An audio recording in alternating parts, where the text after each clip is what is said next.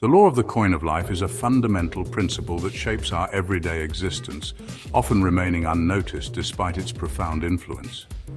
The essence of this law is that for everything that can be used for good, the same thing can also be used for bad. For example, your hand can be used to push someone so they fall or to lift someone who has fallen. In this example, the hand represents the coin, while the push or the lift are the two sides of the coin. Note that not doing anything is also a choice that can fall between either good or bad. As simple as this law sounds, trust me, it has implications that blow the mind. In this video, we will explain how God used this law for the salvation of humanity, how Joseph the dreamer from the Bible used it to save the world from 7 years of famine, and how witches and wizards capitalize on this law to elevate evil and suffering in this world. Finally, we will discuss how you can apply this understanding to manipulate your own life to your advantage. The law of the coin of life is distinct from the duality of life, which suggests that life encompasses both good and evil, or that there is a time and a season for everything. Instead, it highlights that principles, energies, laws, and circumstances are like coins that can be willfully turned to produce a desired outcome, which can either be good or bad. It underscores the understanding that good and evil do not exist independently. What exists is the potential for both. Whatever receives more sacrifice becomes more prevalent in the life of a person.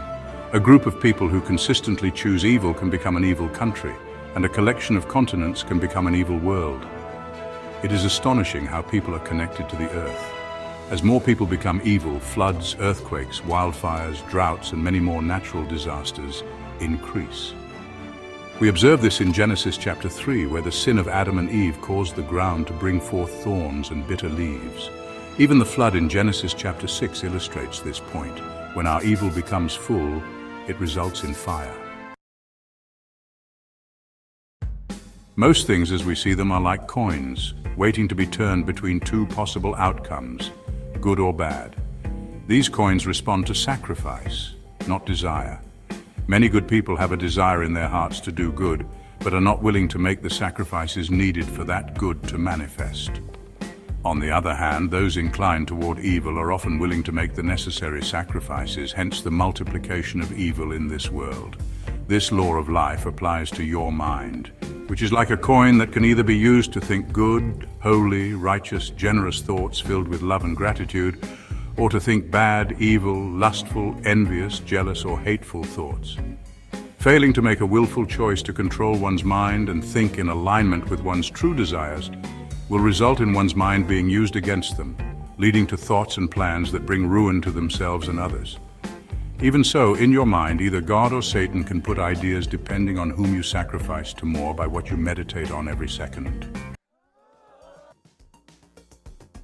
Other aspects of life, such as politics, are also coins with two sides.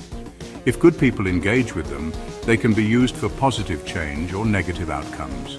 The internet serves as another example of a coin that can be wielded for either good or bad, depending on which side is invested in more.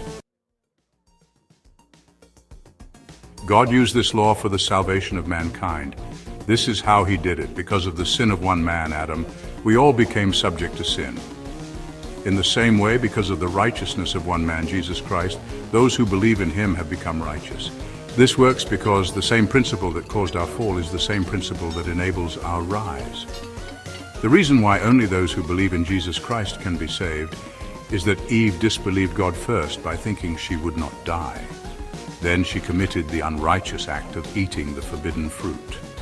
Similarly, we are supposed to believe God first, then act righteously. This is why he brought Jesus Christ into the world, that we may believe in him first and then do the righteous acts. People who usually say it's only their righteousness and repentance that will bring them salvation show a lack of understanding of this law.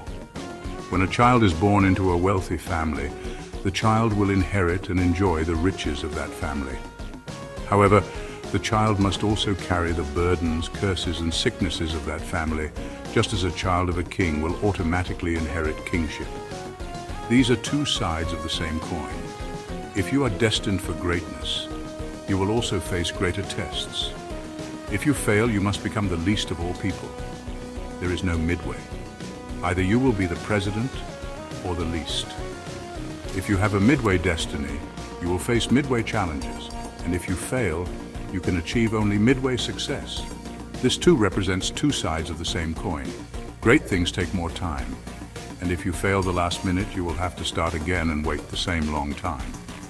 This is another example. Many presidents, lawmakers, great musicians and scientists have become drug addicts, porn addicts, drunkards and prostitutes because they failed to overcome their challenges. Ecclesiastes chapter 10 verse 8 states, "I have seen slaves on horseback, while princes go on foot like slaves." How to address life's challenges. Remember, the law of the coin of life does not state that there is good and evil, but rather that there is the potential for both.